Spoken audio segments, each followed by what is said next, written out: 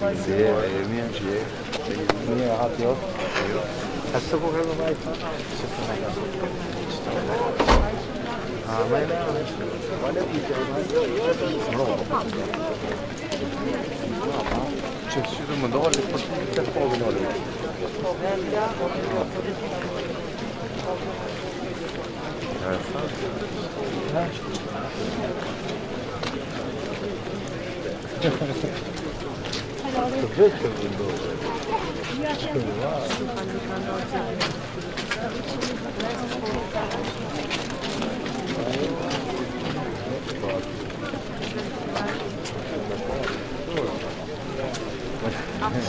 Ma facciamo fuori il discorso di cognome.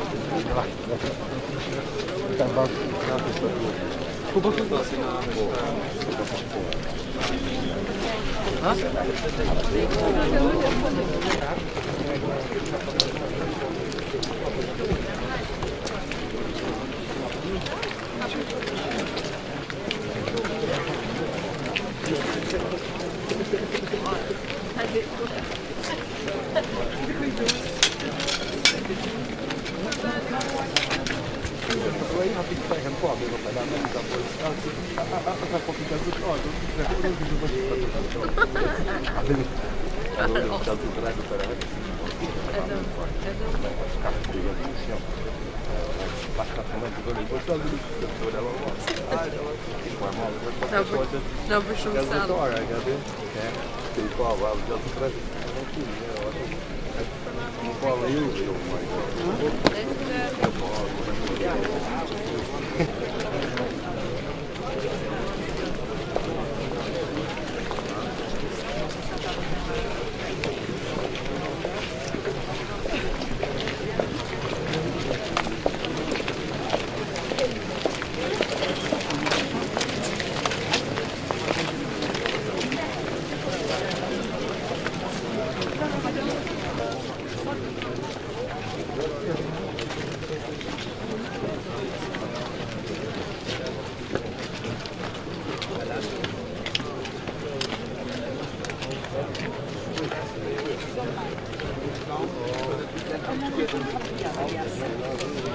The flowers are already.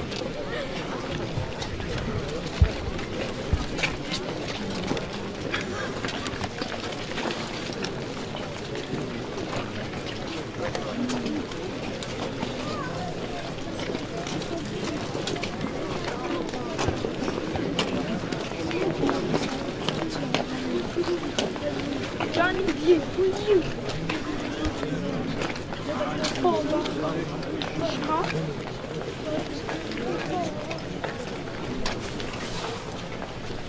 Però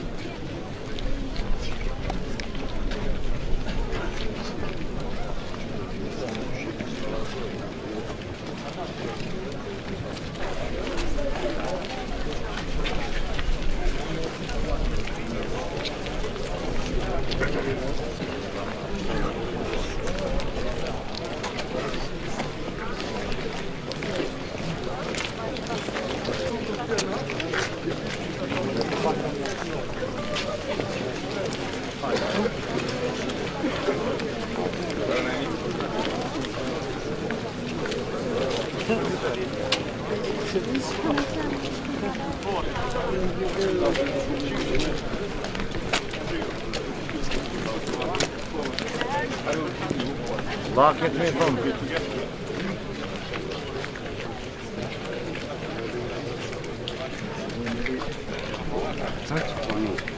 Minkä vaka?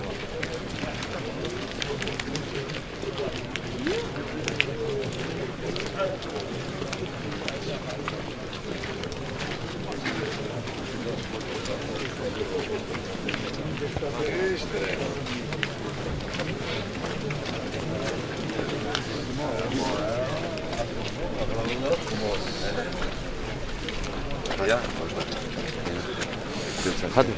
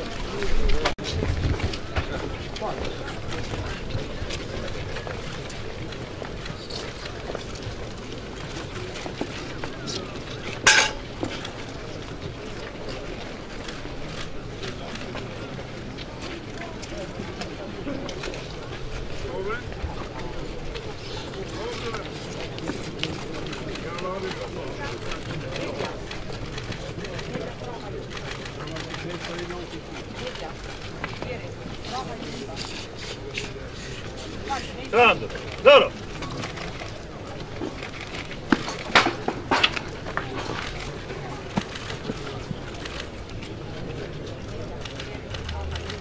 Forward!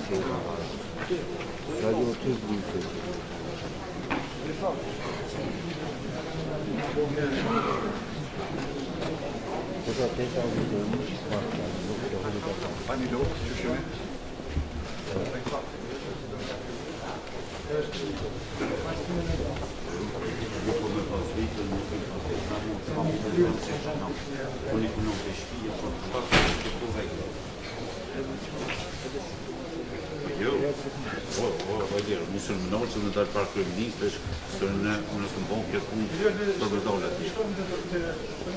Det kan man på några aspekter se ställ. Så fortsätta på gruppen. Gruppen som vann.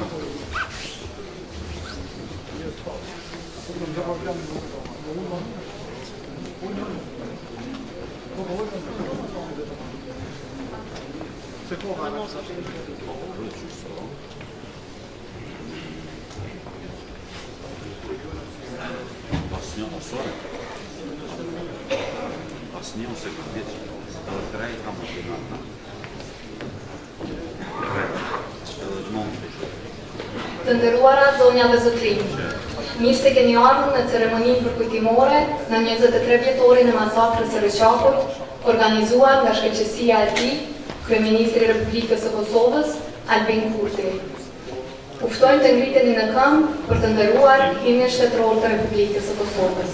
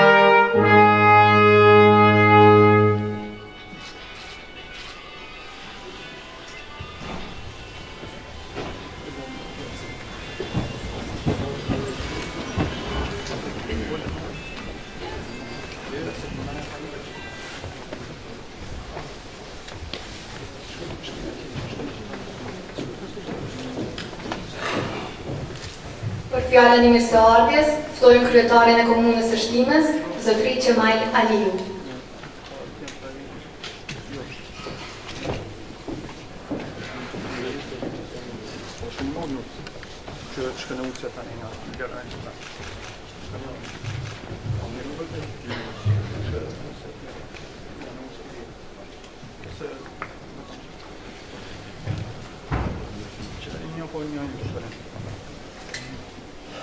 Me 15 janar vitit 1999, unë isha 15 vjeç dhe banoja rreth 1 kilometër larg fshatit Reqak.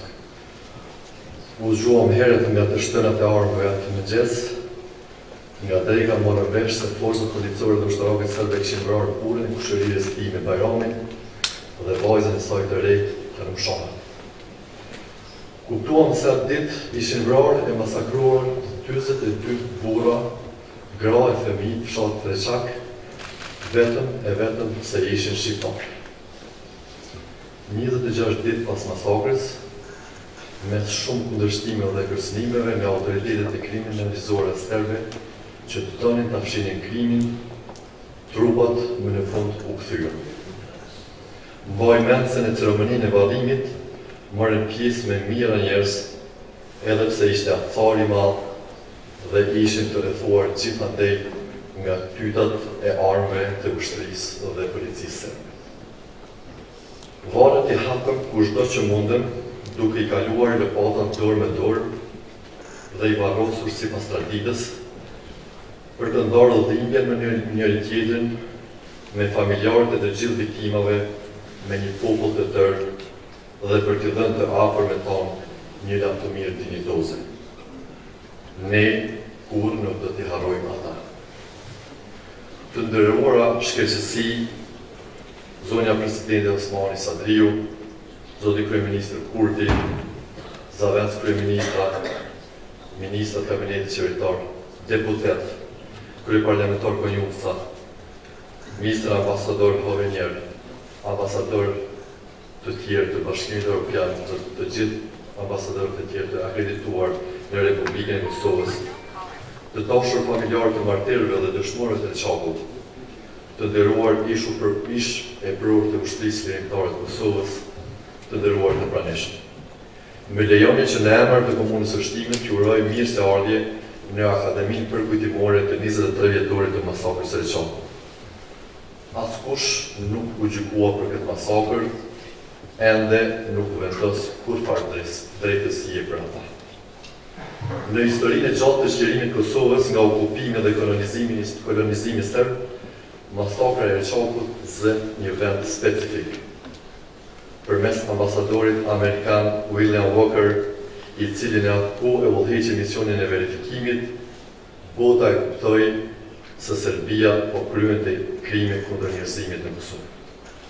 Masakrat e tjera që ndodhen para dhe pas Reqakut, deri me 12 qershor, përbëjnë aktet e gjenocidit të fundit të Serbisë mbi Kosovë. Masakra e Reqakut ishte ajo që ndërgjegjësoi komunitetin ndërkombëtar. Pas dështimit të bisedimeve të Rambojës, pasoi bombardimi i NATO-s. Lufta e lavdishme e ushtrisë lirimtare dhe ndihma e mejgjve tonë ndërkombëtar mbi të gjitha Shteteve të Bashkuara të Amerikës rezultuan me çlirimin e Kosovës. Lavdi dëshmorëve e martirëve të Reqakut, lavdi të gjithë dëshmorëve e të fliruarve për kombin tonë. Faleminderit.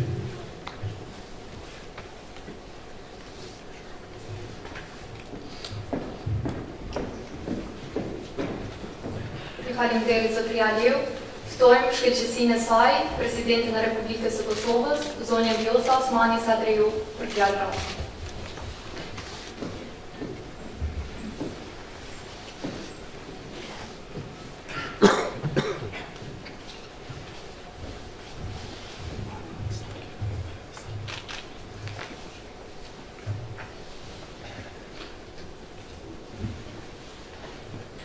I nderuar kryetari të vendit, zoti Konjufca, i nderuar kryeministër, zoti Kurti, të nderuar përfaqësues të qeverisë së Kosovës, ish president, i nderuar ambasador Homenier dhe ambasador Sunjog, i nderuar kryetar Aliu, të nderuara familje të viktimave të masakrës së Reqakut, shumë të nderuar të gjithë ju të pranishëm.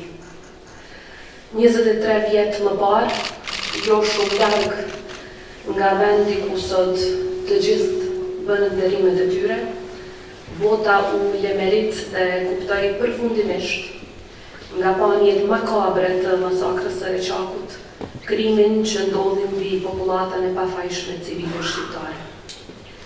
Civilëve duar thatë, mëngjesin e ditës së kopshme, ju shua jeta mizorisht nga forcat e regjimit gjenocidal të Miloševićit.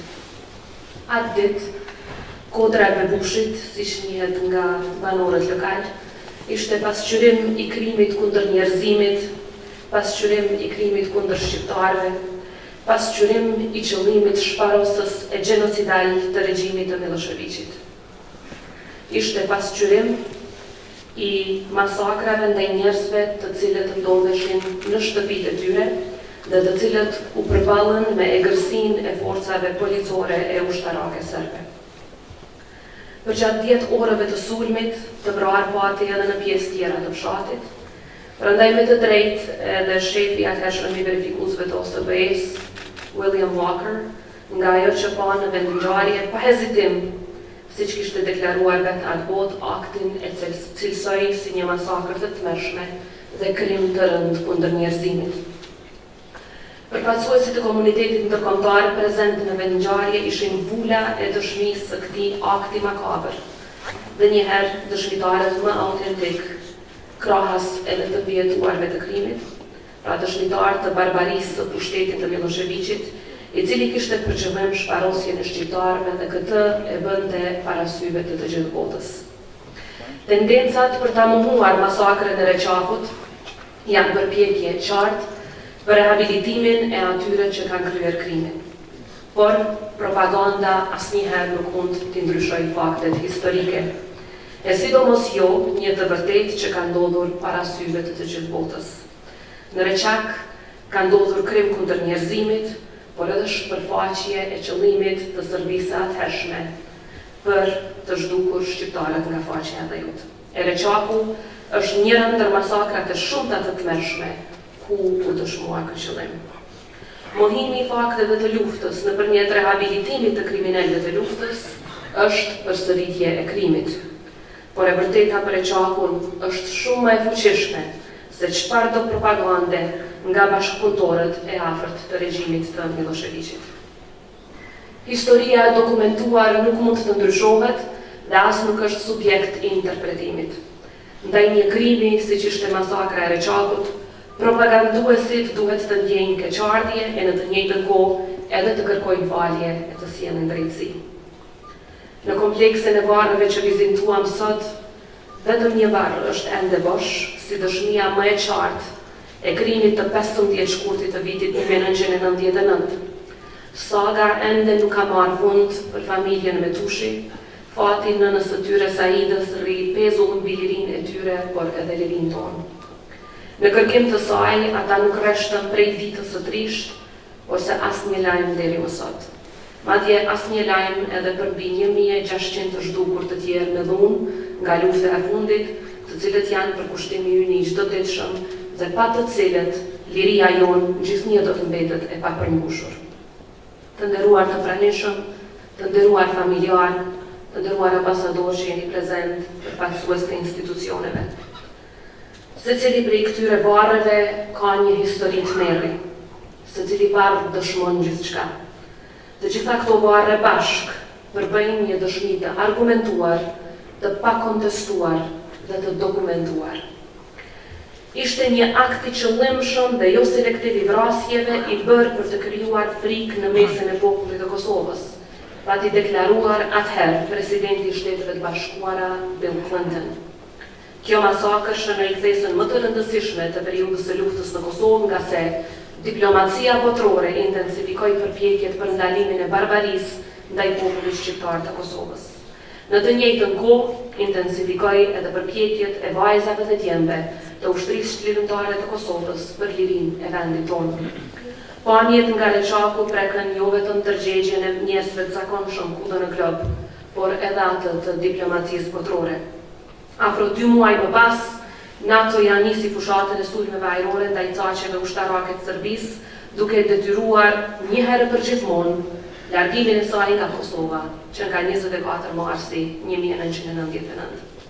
Sot Reqaku dhe Kosova janë të lirë fal angazhimit të sakrificës së popullit të Kosovës, si dhe fal ndihmës së aleatëve tanë të përhershëm nga bota demokratike. Duke i përkujtuar çdo vit viktimat e masakrës së Reqakut, si dhe të gjitha viktimat e masakrave anëkën të Kosovës, ne e kujtojmë e rithemi të vërtetën e asgjë pos të vërtetës, të cilën duhet ta themi këtu, por edhe kudo tjetër në botë. Nëse dikur luftuam për lirinë tonë, sot duhet të luftojmë për kujtesë kundër harresës, duke shikuar gjithnjë ka e ardhmja. Do të kthehemi çdo herë në Reqak, do ta themi me zë të lartë se këtu u dëshmua se krimet kundër civilëve shqiptar janë ato që tregojnë qëllimin shparosës të regjimit të atëhershëm të Serbisë, dhe duke kërkuar që drejtësia e jo mohimi i krimeve të jenë kryefjala e veprimeve të secilit. Të vërtetën për Reqakun do ta bartim tutje, do ta themi me zë të lartë, sepse në çdo cep të globit duhet të dëgjohet ajo. Nuk do të lejojmë asnjëherë që të vërtetën ta mbulojë pluguri i historisë apo tendencat për ndryshim të historisë, dhe nuk do ta lejojmë që ajo të përsëritet, jo vetëm në Kosovë, por duke qenë edhe vetë dëshmitarë dhe viktimat të regjimit të gjenocidit, do ta ngrisim zërin kundër gjenocidit, kundër krimeve kundër njerëzimit e kundër krimeve të luftës gjithandej nëpër botë. Reqaku është dhimbja jone e përhershme dhe është nevoja për ta ruajtur paqen dhe dinjitetin njerëzor, Ky vend paraqet edhe fillimin e fundit të përpjekjeve të regjimit serb për shparosjen e shqiptarëve. Reqaku është njëri nga vendet prej ku filloi të marrë formë liria jonë. Prandaj sot nga ky vend përulemi para të gjitha viktimave civile, nderojmë kujtimin për ta, për të gjithë martirët e për të gjithë dëshmorët, bashkëndjejmë me familjet dhe rithemi zëshën të vërtetën e vetme, se populli i Kosovës ishte viktim e një regjimi genocidal që është akoma në pritje të drejtësisë. Sot së bashku, me udhëhecit e institucioneve, vizituam vendin e ngjarjes, kodrën e Bebushit, vendin ku ishin masakruar të gjithë këta civil dhe nga aty të gjuam rrëfimet e tmerrit të atyre pak të mbjetuarve. Nga asnjëri prej tyre asnjëherë nuk mund të dëgjoni kërkesë për hakmarrje, vetëm kërkesë për drejtësi. Drejtësia është e vetmja që gjithnjë do të kërkojmë, qofti pa harruar kujtimi për të gjithë të rënët në Reqak. Ju faleminderit.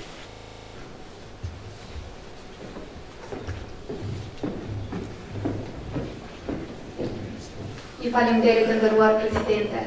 Ftojmë për fjalë rasti shkëlqësinë e tij, kryeministrin e Republikës së Kosovës, Albin Kurti.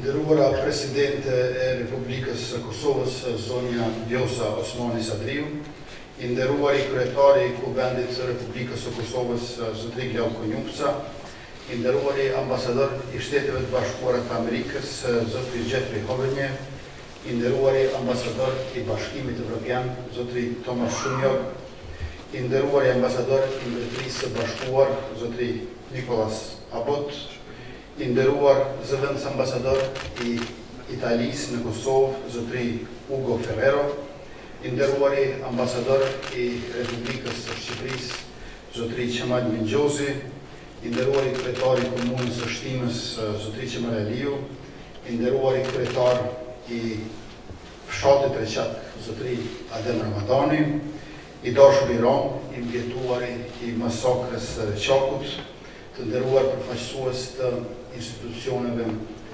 të Republikës, të nderuar deputet, të dashur familjarë të dëshmorëve e të martirëve, motra dhe vëllezër, zonja dhe zotri. Kujtesa jonë është e prekur përjetësisht, sepse pamjet në erdhan të gjallë tmerrin e tyre, tmerrin që kanë jetuar njerëzit tuaj, njerëzit tanë. Nëse nuk të nditemi sot, diçka nuk shkon mirë në ndërgjegjet tona. Me 15 janar të vitit 1999, Reqaku në orët e hershme të mëngjesit u gjet i rrethuar nga policia speciale, forcat ushtarake dhe paramilitare serbe. Atë ditë, ato vranë 45 civil të parmatosur të pafajshëm, mes tyre edhe gra e fëmijë. Jehona e aktit të gjenocidit që ndodhi te Pishat, Gështenjat, rasa e Qallakut dhe Qesta për mbi Reqak humboi në gjithë botën. Lajmi i krimit që ndodhi te shtëpia e Sadik Osmanit dhe kodra e Bebushit ndërriti në çdo cep të botës. Historia e Kosovës së pavarur nuk mund të shkruhet pa Reqakun.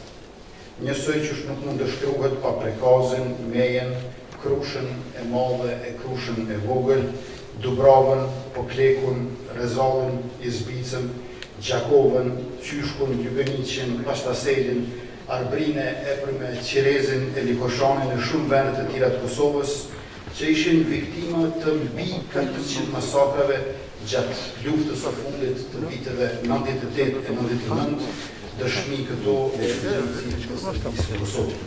Fushatët e tilla të vrasjeve masive, të ushtrimit të mizorive të merruese ndaj civilëve, sikur se në Reqak, ishin ndodhur dhe do të vazhdonin nëpër komuna dhe rajone anë mban Kosovës, duke konfirmuar që ajo Jugoslavia e tretë e Miloševićit jo vetëm që e donte Kosovën pa shqiptar, por po e zbatonte me forcat armatosura aktivisht këtë intens të saj.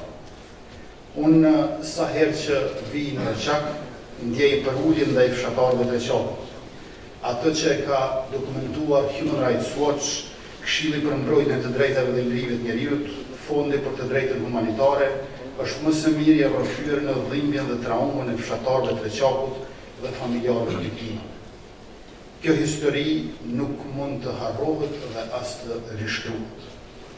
Vrasja e qëllimshme në formë të ekzekutimit arbitrar të personave civil nga forcat e armatuara të shtetit serb ishte forma më e zakonshme dhe më e shpeshtë e vrasjeve sipas mënyrës së ekzekutimit në vend nga afërsia e drejt për drejt të grupeve të personave civil të pambrojtur pa dallim. Kjo masakër e zbuluar dhe identifikuar edhe nga vëzhguesit ndërkombëtar, nga udhëheqësi i misionit të vëzhguesve të OSBE-s, ambasadori William Walker, dhe përfaqësues të mediave ndërkombëtare, bëri që qeveria e atëhershme jugoslave, me 18 janar 1999, ta shpall pikërisht ambasadorin William Walker si persona non grata, e që e pat cilësuar masakrin e Reqakut si mizëri e papërshkrueshme, unspeakable atrocity, dhe si krim i madh kundër njerëzimit, crime very much against humanity, e që u dënua ashpër nga qeverit e vendeve demokratike perëndimore e madje edhe nga vetë Këshilli i Sigurimit të Organizatës Kombeve Bashkuara. Me 23 shkurt të vitit 1999, presidentja e gjykatës penale për ish Jugosllavin i shkruante ministrave të jashtëm britanik dhe francez, zotrinjve Robin Cook dhe Iber Vedrin. Nuk duhet të sakrifikohen parimet mbi të cilët është themeluar gjykata për hir të interesave politike afatshkuar. Ajo shprehej nuk ka paqe pa drejtësi. Në gjendjen e rënd planetare, qoftë në rendin politik, në kontratën shoqërore dhe natyrore, në bumin teknologjik të shkëmbimit dhe të komunikimit, ne shohim se si grumbullohen rezultatet e dorëlëshimeve të demokracive dhe vetëknaqësive të kancelarive.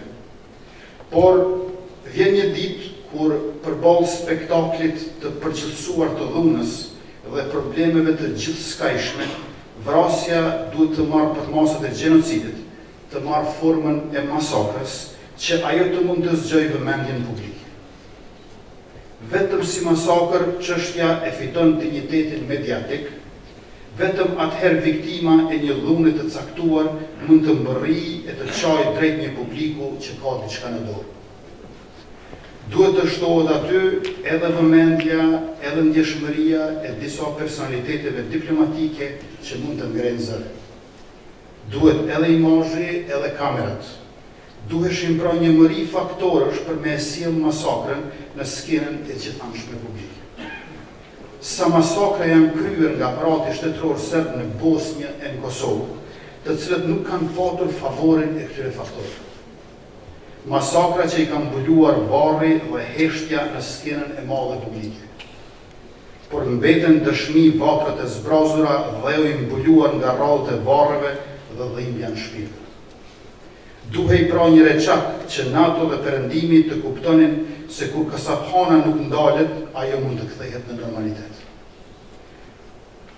Pikërisht këtë Reqak e mohon sot Serbia, sepse Reqaku nuk është vetëm një masakër, por dhe një datë vendimtare në shekullin tonë.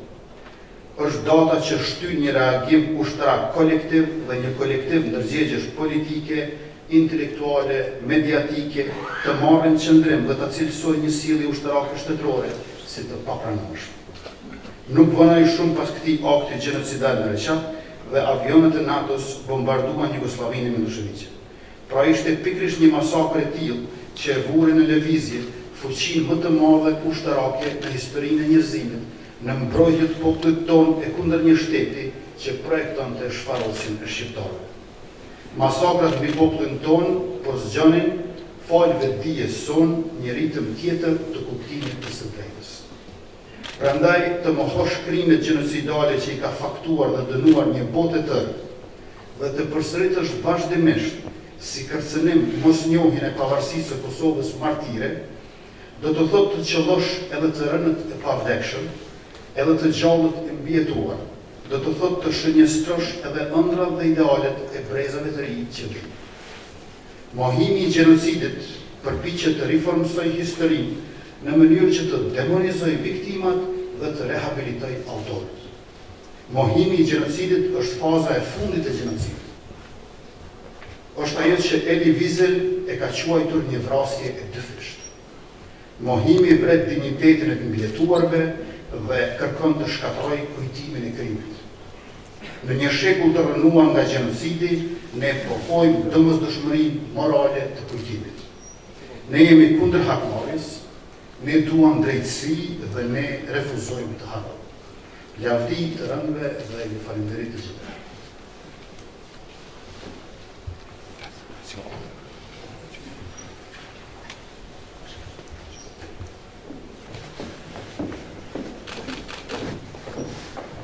Ju falemderit të nderuar kryeministër. Në vijim, ftojmë shkëlqësinë e tij, ambasadorin e Shteteve të Bashkuara, Jeffrey Homazhe. Your Excellency.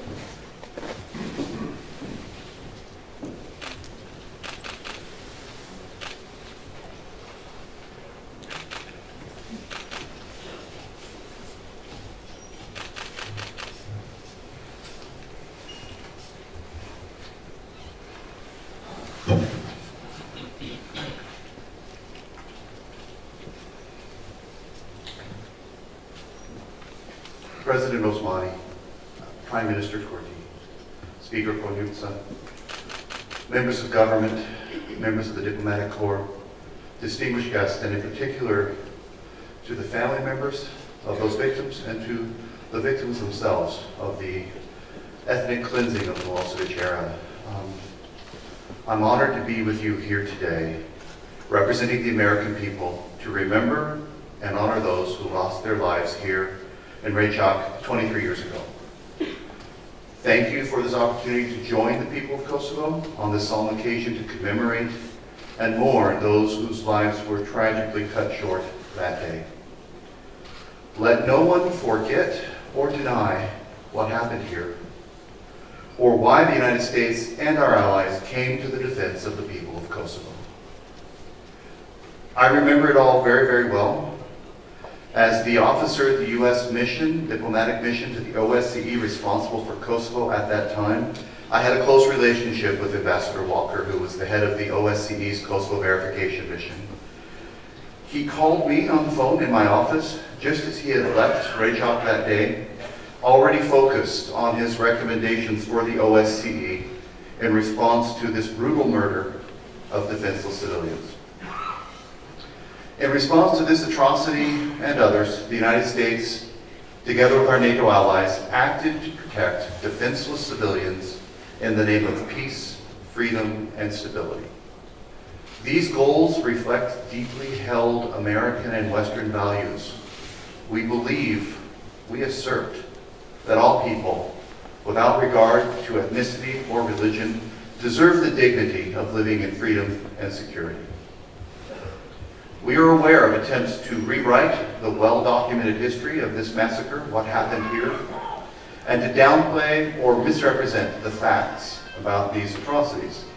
I'd like to be clear about the United States' commitment to the truth. As President Clinton said then, we affirm now, this was a deliberate and indiscriminate act of murder designed to sow fear among the people of Kosovo. Denying these events, glorifying war crimes, dishonors the memory of the dead, reopens the wounds of survivors, and sets this region back in efforts towards democratic consolidation and full European and Euro-Atlantic integration. Peace and justice come from a clear-eyed acknowledgement of past crimes. This is vital to ensure that such heinous crimes never happen again. But recognizing the truth of the past is just the first step towards justice. Today, January 15th, is the 23rd anniversary of the massacre here at Reqak. It is also coincidentally the birthday of one of the United States of America's greatest leaders and advocates for justice and reconciliation, Dr. Martin Luther King.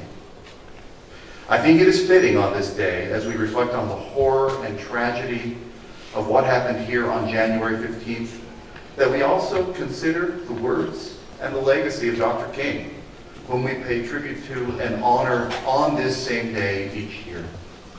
Dr. King was no stranger to injustice, no stranger to loss. Throughout his struggle to advance human rights, he was physically attacked, marginalized, threatened, jailed, and ultimately assassinated. Yet even as he languished in an Alabama jail for peacefully protesting racism and racial segregation, he wrote of justice and reconciliation, saying that the ultimate goal was not only equality, but shared destiny. In his famous letter from Birmingham jail, he penned these transcendent words: "Injustice anywhere is a threat to justice everywhere." Dr. King called us all to action, affirming that we have the power to promote positive change, noting that human progress never rolls in on wheels of inevitability. He also called on us all to remember the main point: not retribution, but reconciliation. I echo his words, which are a powerful reminder for us all. Our ultimate end must be the creation of the beloved community. In the spirit of his vision of a beloved community, I want to cite one more very powerful text that I believe can provide a framework for how best to honor the tragic victims we remember here today. From the February 17th, 2008 Declaration of Independence of Kosovo, committed to confronting the painful legacy of the recent past in a spirit of reconciliation and forgiveness, dedicated to protecting, promoting, and honoring the diversity of our people. May these words guide us all. Thank you very much.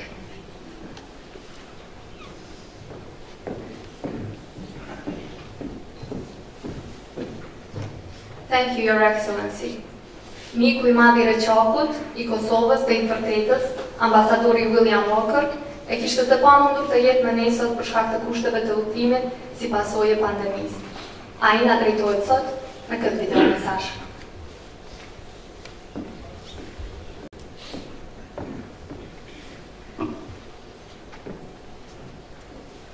First, let me express my sorrow, my disappointment not to be among the people who are memorializing the tragic events of January 15, 16, 1999 in the village of Reqak.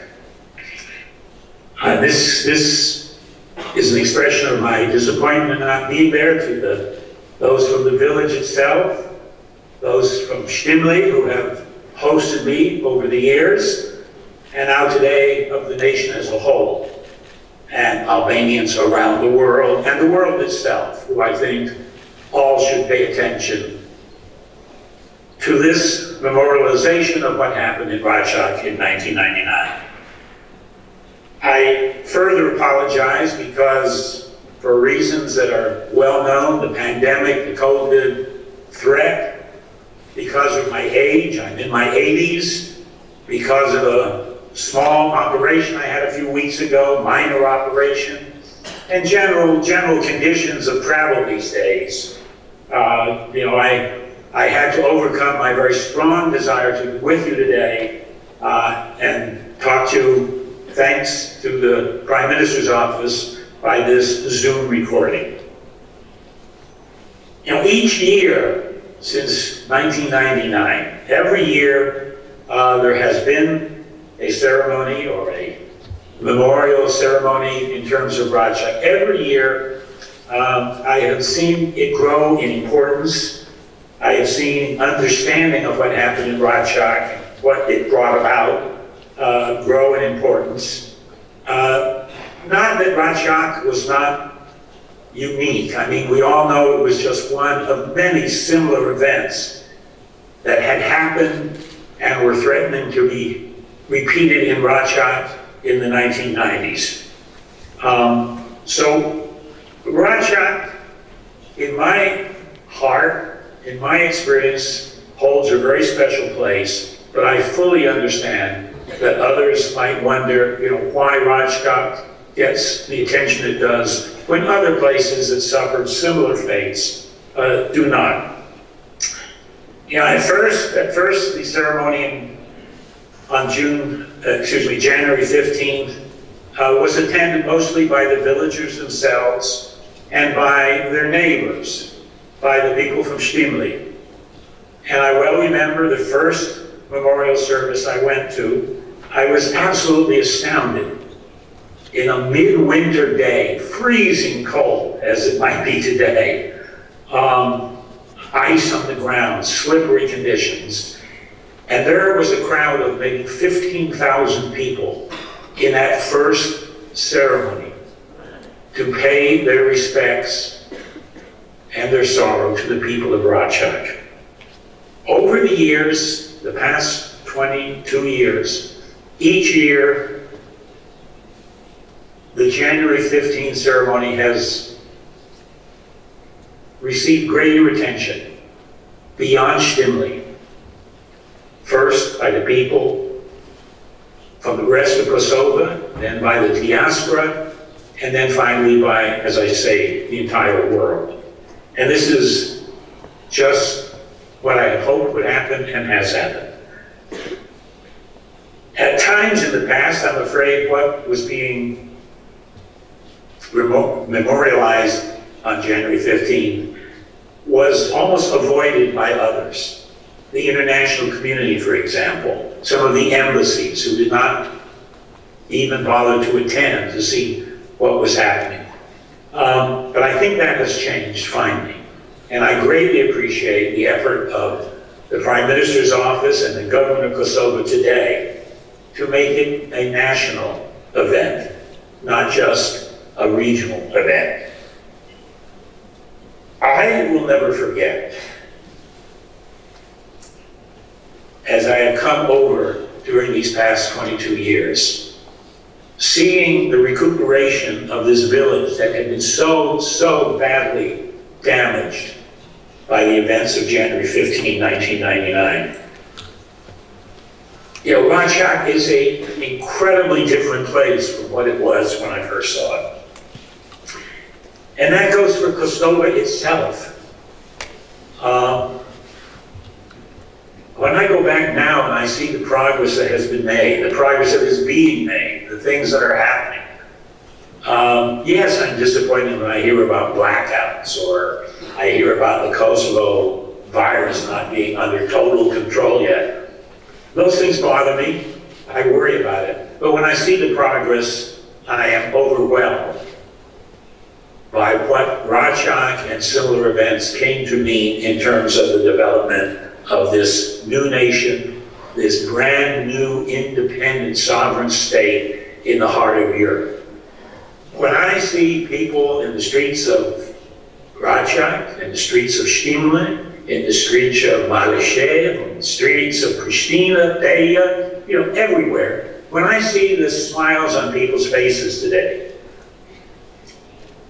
smiles that you seldom saw pre-1999 during those bad days before the events of 1999 that brought about liberation and finally the independence of Kosovo. I will never forget what Reqak means to me and what it means to the rest of the world. Again, I applaud the central government's recognition of the importance of Reqak as a symbol of what came about as a result of that event, 15-16 January 1999. I sincerely hope that the new year, 2022, will bring about, yes, the freedom from the coronavirus, which has been such an epidemic affecting Kosovo and the world, but also that 2022 will bring about remembrance of the epidemic, the scourge that affected Kosovo pre-January 1999 and was finally eliminated in June of 1999.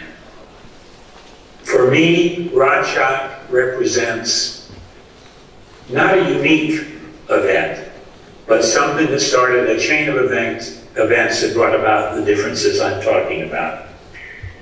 So to all in Kosovo, to all in Reqak especially, I send my very best wishes for the new year. I hope everyone, myself included, will continue to try and keep safe, and that I will definitely be there for a similar event in 2023. My very best to all, but especially to the villagers of Reqak. Thank you very much for listening to me. Jem ftojmë zotrin Naziv Shabani, I biri I Ram Shabanit, I mbjetuar I vetëm I masakrës së Reqakut, I cili është edhe me ne në sallë.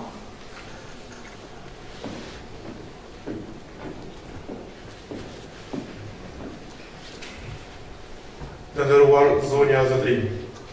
Jam Naziv Shabani, I biri I Ram Shabanit, të mbjetuarit të vetëm të masakrës së Reqakut. Në janarin e vitit 1999, babai im ishte 33 vjeçar, kur në fshatin tonë, forcat policore ushtarake serbe vranë dhe masakruan 45 civil, shqiptar të parmatosur. Në mesin e të cilëve edhe pleq, krah dhe fëmijë. Në këtë masakër, mua më vra dhe aq Bajrushi, më vranë edhe 11 të afërm të familjes. Më 15 janar 1999, unë isha 2 vjeçar. Kujtimet e mia të fëmijërisë edhe të gjithë jetës time, prej kur mboj mend, janë mes atyre varreve të fshatit tonë. Janë kujtimet të ftofta si kurrën mbi ato varre, e janë të rënda si po ato kur varre. Mbi fshatin tonë qëndron kodra që mbi supe, peshën e rëndë të kujtimit të asaj masakre, mes një mali që atëherë ishte shumë I vogël. Tash është rritur mali. Është rritur edhe mali, për atë që sot preje në kompleksin memorial të Reqakut. Jam rritur edhe unë. Jam rritur me kujtimet e babait e të familjarëve për të merrën asaj dite që kishte aguar me granatime. Zhurmën e granatave mund të mos e moj mend, por nuk moj mend as të kemi pasur qetësi shpirti në këto 23 vite. Është rritur edhe motra ime Adelina, që atëherë ishte 7 vjeçare, e kishte vrapuar e qarë pas babait kur e morën policia dhe filloi të arrahin para syve të saj. Nuk është rritur Halimi, ajo vra në moshën 14 vjeçare. Ne jetojmë poshtë grobës së bebushit. Ati lugu të ngushtë që për ne u kthye në lugin piklimi të pafund. Atë ku më 16 janar u gjetën të masakruar të dashurit tanë. Një prej tyre u gjet pa kokë e një tjetër pa zemër. Trupi I Sahiti me tushit nuk është gjetur deri më sot. Edhe 23 vite pas, ende është I hapur varri I saj. E gjithmonë e hapur plaga në shpirtin tonë.